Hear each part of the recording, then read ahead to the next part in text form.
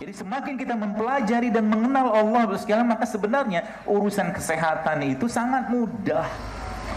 Saya katakan, berapa kali saya katakan, bahkan beberapa di feed di Instagram saya sampaikan bahwa sebenarnya mengobatin penyakit degeneratif, apa susahnya dengan menggunakan 8 plus 3 plus B. 8 itu apa? Puasa Senin Kamis. 3-nya apa? Puasa ilmu B-nya apa? Berbekam. Pasti turun kolesterolnya. Kenapa manusia tidak mau melakukan itu? Nafsu. Kan gitu kan? Akhirnya apa? Akhirnya Allah Maha tahu. Allah Maha tahu kita semua. Kita dibekali, diinstal nafsu sekalian. Nafsu, dikasih nafsu. Tapi subhanallah, ya, dengan nafsu tadi kita bisa menjadi pilihannya, kalau nggak jadi malaikat, lebih tinggi dari malaikat, atau lebih rendah, maaf, dari hewan. Kan gitu.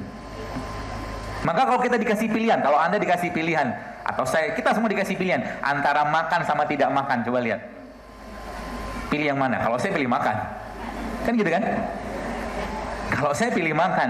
Karena manusia sukanya makan, Allah wajibin mereka untuk tidak makan. Namanya puasa Ramadan. Coba lihat. Dan sel-sel tubuh kita itu, perubahan atau apoptosisnya, apoptosis itu dia membunuh sendiri.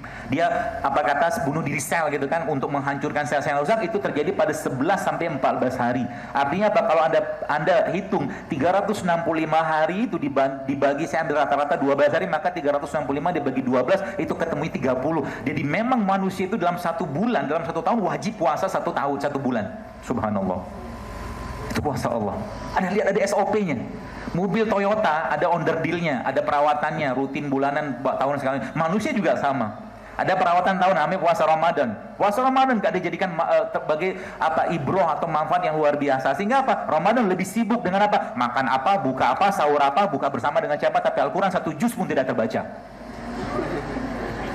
Betul? Maka menangislah kita. Ya. Menangislah kita. Kenapa? Ketika ada 1 malam terlewatkan kita tidak tahajud, maka itu malam tidak akan bisa terulang, demi Allah. Menangislah kalau seandainya ada timeline kehidupan kita ini, tak satu pun ayat Allah yang dibaca di situ, maka tidak akan bisa diulang, Bapak sekalian. Tidak bisa. Itulah yang kita mau. Sebenarnya kalau sudah kayak begini tuh kita jadi kalau orang tanya sama saya, dokter makannya apa sih pagi, siang, malam? Saya katakan kadang-kadang nggak makan. Kenapa? Apa hebatnya makanan? Saya juga kadang-kadang makanan, ada minum-minum. Kenapa? Kalau sudah kita mementingkan apa yang ada dalam jiwa, kolbu, iman kita, ini makanan itu cuma sekedar untuk menegakkan tulang sulbi kita beribadah. Nggak ada yang lain. Makanan yang Allah kasih dalam bentuk kayak begini hanya untuk apa? Hanya untuk kita beribadah. Dan manusia diciptakan Allah untuk ibadah. Wa ma khalaqtul jinna wal insa illa liya'budun, kata Allah. Ya, maka kita bayangkan berapa banyak waktu yang kita luangkan atau mungkin habiskan atau mungkin kita nggak pakai untuk ibadah. Sayang sekali, Bu, Pak. Ya. Termasuk juga dari sisi makanan, udah makanan nggak sehat, minuman nggak sehat, pikiran nggak sehat, iman pasti nggak sehat. Kayak begitu.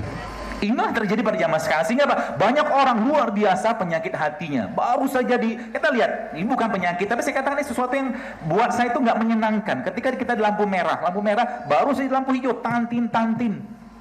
Betul. Penyakitnya itu. Tidak juga orang di lampu merah tuh pengen baca Al-Baqarah, tunggulah sebentar. Kan gitu kan? Begitu zaman sekarang. Sehingga apa? Was-was, cemas, emosi, marah. Ada seorang sahabat itu sekalian, namanya Abdullah. Suatu hari ada yang mengabari lagi makan. Dia katakan, "Ya Abdullah, anakmu mati," kata dia. Kata orang yang mengabarkan. Kata dia, "Innalillahi wa inna ilaihi raji'un," dia bilang. Terus kemudian orang itu ngomong lagi, "Ya Abdullah, anakmu tuh mati, dibunuh orang." Dia kata, "Innalillahi wa inna ilaihi raji'un," makan lagi dia. Yang ngabarin ini kan kesal. Dia bilang, "Cobalah ente itu sedikit lebih responsif gitu kan." Mungkin bahasa kita gitu kan. Turun dia letakkan makan, dia kata gini, "Baik, anak saya mati itu tidak bisa dimajukan, tidak bisa dimundurkan. Udah takdir Allah. Makanan yang saya makan sekarang ini, itu takdir yang harus saya dapatkan atau saya lakukan. Selesai saya makan, saya akan urus jenazah anak saya." Itu iman tuh kayak begitu. Saya kemarin subhanallah mencoba berlatih. Saya ada flight kemarin di Pontianak. Jadi dari Pontianak itu jam 17, pesawat saya itu 17.45. Dari pondok tempat saya mengisi itu, kita berangkat 17 lebih 20. Sisa cuma berapa menit tuh. Dan jarak dari bandara itu ke dari pondok pesantren itu ke bandara sekitar 15 menit. Apa yang saya kerjakan? Saya harus cemas. Ngapain cemas? Kalau seandainya pun tidak berangkat dari itu, besok mereka siapin tiket, tapi mereka malu kan panitianya. Mau tiket saya check-in, saya tenang aja, ya, ngajak ngobrol segala macam. Tapi apa yang terjadi sekalian? Dari mulai pintu, dari ketika saya sampai bandara itu, subhanallah mereka punya banyak teman-teman di bandara itu, subhanallah masuklah saya sampai mereka antar di depan pintu pesawat. Coba, kuasa Allah, sesimpel itu. Ya.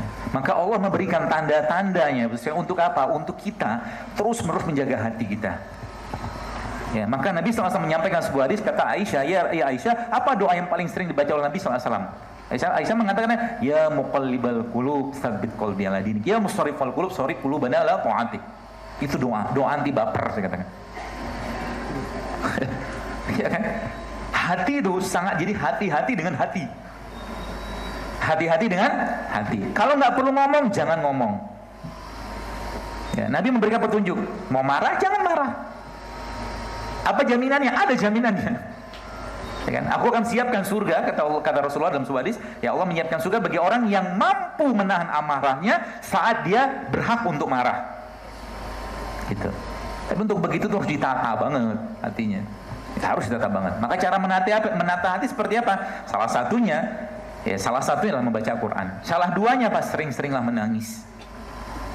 Sering-seringlah menangis. Itu cara menata hati. Maka Umar mengatakan, kalau engkau membaca Quran, maka menangislah, kata Umar. Kalau engkau tak mampu menangis, maka paksakan dirimu untuk menangis. Kenapa? Orang-orang soleh kalau nangis, tidak mungkin nangis karena mobilnya hilang. Suatu hari ada Rasulullah, kemudian ada Utsman, ada Abu Bakar, lagi nangis berjamaah. Tiba-tiba Umar datang. Umar lihat Rasulullah, Utsman sama Abu Bakar nangis, Umar langsung ikut nangis. Kenapa? Karena Umar tahu tidak mungkin Rasulullah menangis karena urusan dunia. Nah, itu benar saat itu, karena muncul turun wahyu yang membenarkan perkataan atau pernyataan Umar bin Khattab radhiyallahu anhu. Oke. Maka teman sekalian, salah satu obat terbaik untuk membersihkan hati kita adalah tadi Al-Quran. Ya. Maka mulai sekarang, ya, kalau Anda mungkin jogging, Anda mungkin lagi masak segala macam, udah nggak usah dengar apapun, nur Quran aja. Handphone saya itu isinya cuma 2, kalau nggak kajian Quran. Mau pinter nggak? Mau. Madinah itu negara kecil atau kota kecil yang diimpit oleh 2 imperium besar zaman Rasulullah SAW. Ada Romawi, ada Persia. Tapi pertanyaannya, apakah Nabi SAW pernah mengutus Abu Bakar, Umar, Utsman atau sahabat-sahabatnya untuk belajar militer, belajar ekonomi ke Romawi, Persia? Enggak. Yang Nabi ajarkan apa? Quran Nabi ajarkan. Ya. Dan di situ semuanya ada. Memang apakah ada jaminan bahwa Al-Quran itu menjadi penyembuh? Ada. Allah katakan dalam surah Al-Isra, wa nunazzilu minal Quran ma huwa syifa, kata Allah. Dan kami turunkan Al-Quran itu sebagai syifa, sebagai penyembuh. Minta sama Allah, maka Allah akan mudahkan semuanya. Ibnu Qayyim al-Jauziyah pernah sebut dalam sebuah riwayat, dia mengalami demam. Lalu apa yang dikerjakan? Orang soleh kayak begitu. Apa yang dikerjakan? Dia bacakan Al-Fatihah, kemudian dia usap ke tangannya, kemudian dia tiup ke tangannya, kemudian diucapkan ke seluruh badannya, dan seketika demamnya turun. Itu iman kayak begitu. Apakah kita tidak bisa seperti itu? Sebenarnya bisa kalau mau aja, tapi tidak tata imannya itu. Jaga imannya, karena itu harta kita yang paling berharga. Kolbunya dijaga, jangan banyak makan, karena 2 hal yang menyebabkan iman itu bisa atau kolbu itu lemah. Yang pertama, banyak makan sama banyak bicara. Banyak makan sama banyak bicara. Ya, terutama ibu-ibu nih. Kalau nggak penting nggak usah ngomong. Ya, kalau nggak penting nggak usah ngomong. Cari teman yang bisa membuat Anda lebih baik. Setiap hari teman itu ngajak ngerumpi, ngajak ngobrol, ngelur-ngelur, nggak jelas, nggak usah berteman sama dia. Pilih teman. Ya. Sebab apa? Agama seseorang, kata Nabi SAW, akan dipengaruhi oleh dengan siapa dia berteman. Gitu, pilih teman. Kalau saya memang milih banget teman. Milih banget. Ngapain berteman dengan orang yang nggak ada faedah untuk kita? Ya, seperti itu. Ya, jadi itu. Dan kalau kita bicarakan kesehatan, maka kolbu kita itu harus sehat. Indikatornya apa? Indikatornya dia sensitif dengan kebenaran.